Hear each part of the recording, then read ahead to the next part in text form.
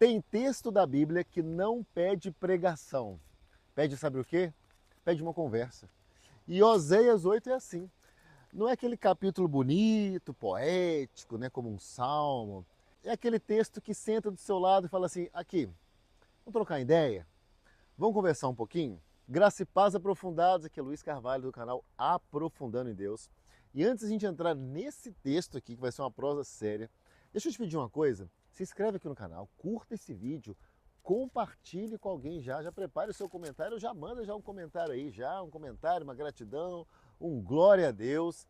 Me segue também no Instagram, @evangelismo com coragem. E lembrando, isso aqui tudo é por causa do 5am, do 5am no sentido que lá que a gente estuda, né? Mas na verdade, mais ainda é para Ele, para o Senhor da Glória.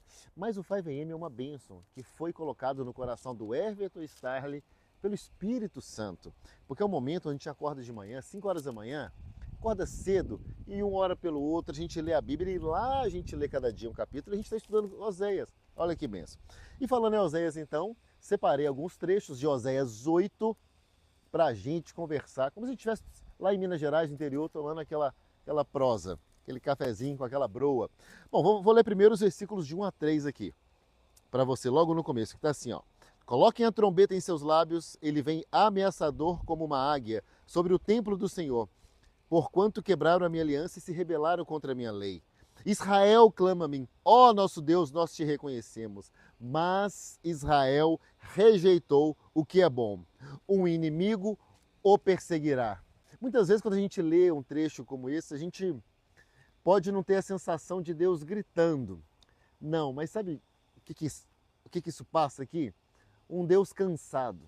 É claro, eu sei que Deus não se cansa, Ele é incansável. Mas sabe quando alguém fala assim, não sei se você já falou com seu filho, com algum amigo, com alguém, eu já falei, eu te avisei, quantas vezes eu te avisei, mas você não quis ouvir, você foi teimoso.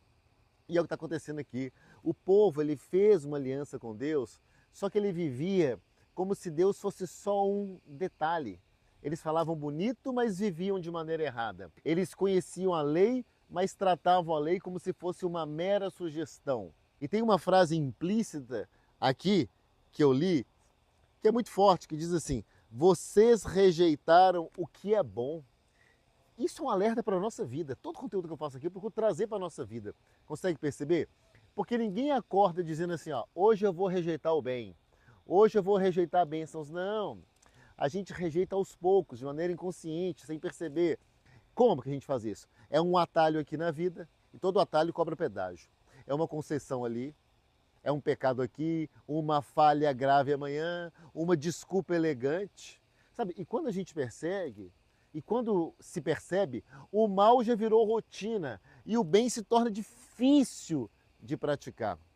E aqui nesse texto, Oséias, ele está dizendo algo simples e algo profundo. Quem rejeita o bem, uma hora vai ter que correr do mal. E o problema é que pode ser que você não consiga escapar. O mal já pode ter te abraçado tão forte, sabe? Que você não consegue escapar. É por isso que a gente se encanta tanto, né? Eu vejo às vezes esses testemunhos no Instagram, nas redes sociais, quando a gente vê casos de pessoas que eram más, super pecadoras, sabe? As pessoas travesti, LGBTQIA+, e depois se convertem e voltam para Jesus. Porque, infelizmente, até hoje não é tão frequente, pelo menos até o dia de hoje. Acontece muito, sim, acontece, é uma bênção, cada vez vai acontecer, sim. Mas, no geral, o que eu quero dizer? Quem está vivendo uma vida de pecado tem muita dificuldade para se desvencilhar, porque o pecado está muito abraçado, sabe? Então, ele não vai te largar fácil. Então, vai ser necessário um esforço muito grande, muito sobrenatural para você escapar. Por isso que a gente tem que vigiar, tem que ficar de olho. Ok? E dando sequência aqui, eu também marquei o versículo 4, que a gente vê sobre uma liderança sem Deus, né? Onde aqui o negócio fica bem atualizado também. Olha esse trecho aqui do versículo, vamos lá. Eles escolheram reis, mas não por mim. Ou seja, uma liderança escolhida sem critério espiritual é como só poder com verniz, ou seja, é fraco. Eles colocaram gente no comando sem perguntar a Deus, sem ouvir, sem discernir. E vamos ser honestos, gente, isso aqui não é sobre política, é sobre a vida, a nossa vida. Quantas vezes a gente não toma decisões assim? Relacionamentos escolhidos na emoção, sociedades feitas na pressa, sabe, um trabalho que você não consulta, caminhos decididos por causa do medo. Quantas vezes o medo tem governado as nossas decisões? E depois a gente pergunta, mas Senhor, por que deu errado? Senhor, por que o Senhor não me abençoa? Só que Deus vai responder em silêncio. Ele responde assim, você nem me chamou para conversa? Você nem me consultou? Eu falo, tem que abrir, eu tenho que ser vulnerável aqui com vocês. Eu já passei bastante por isso esse ano. Passei em algumas vezes, em algumas situações, só que eu não quero errar mais. Chega, a gente precisa dar um basta. Eu decidi dar um basta, não quero mais isso na minha vida. Não, porque dói, é ruim, a gente perde tempo. É um quebra-mola espiritual. Amém? Não dá. E finalmente, gente, o versículo 8, que também me chamou a atenção, que está escrito assim, ó. Israel é devorado, agora está entre as nações como algo sem valor. Nossa, isso é pesado, gente. Pesado. Imagina você ser considerado como pessoa sem valor. Israel virou algo comum aqui. Perdeu a identidade, se igualou com os outros. E não era essa a intenção original de Deus. O que isso significa hoje? Quando o povo de Deus, a igreja, vive igual todo mundo, fala igual o mundo, fala todes como o mundo, deseja igual todo mundo, bebe, fuma, vai pra bar, prostituição, deixa de ser uma referência e entra nos números normais, vira uma estatística. Quando você se mistura tanto que ninguém percebe diferença nenhuma em você, algo se perdeu no caminho. A coisa mais triste que tem é você conviver com uma pessoa um tempo e só depois de vários encontros, né, que você encontra com essa pessoa, às vezes é uma pessoa do seu network, depois de várias horas, de vários dias, dependendo do contexto, ou de várias semanas, a pessoa não sabia e pergunta assim, aqui, ó, você é cristão? Ou seja, cara, você está tão apagado, tão calado, tão incoerente, que o seu brilho como cristão não é facilmente percebido. Isso é uma vergonha. Para mim seria uma vergonha. Se acontecer e quando acontece, é vergonha. É como se a unção tivesse apagado, a luz parou de brilhar. Não, não podemos permitir isso. Não. A gente tem que ser percebido como cristão logo. Então, Oséias 8, a gente não está apontando o dedo mais uma vez, igual foi falado no Oséias 7. É aqui para a gente olhar no espelho, sabe? Olhar no espelho.